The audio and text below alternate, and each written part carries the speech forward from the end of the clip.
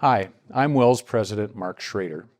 60 years ago, when our synod began work in Africa, our missionaries faced a challenge. It was extremely difficult to build those first relationships with the African people. The cultural differences were large, and the Africans were wary of newcomers. We needed to find a way to show our Christian love and build trust.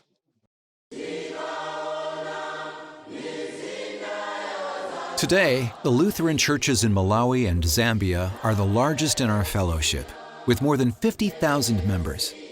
But it wasn't always like this. In the early days, it was slow going.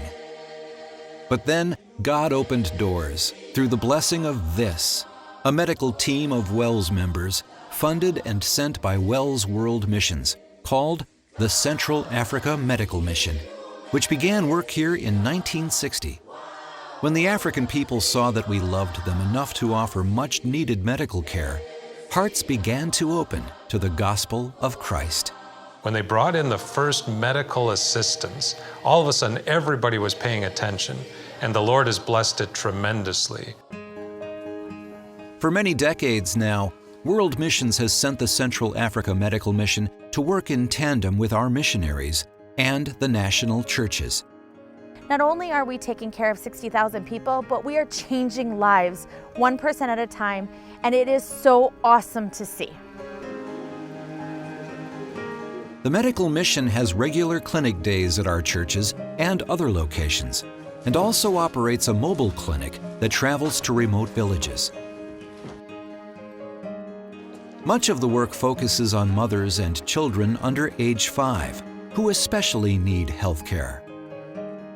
We really have an emphasis on primary health care, which is preventive health care, especially for under 5 children, making sure they get their immunizations and their vitamins and checkups. And they know we are there because we are Christians, and we want to serve them with the love of Christ.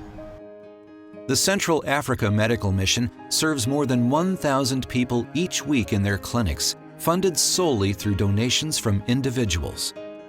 So what that means, if you run the math, is that we provide services for around $5 per patient, which is remarkable value. The medical mission now has 30 workers total, serving in Zambia and Malawi. Over time, more and more Africans have been trained as medical staff. We don't know where the Lord is going to take us, but we are excited to find out because we know there's so much more work for us to do. While we don't know our Savior's plans for the future, we do know that for 60 years, He has used this medical mission as a way to build relationships and grow His church in Africa.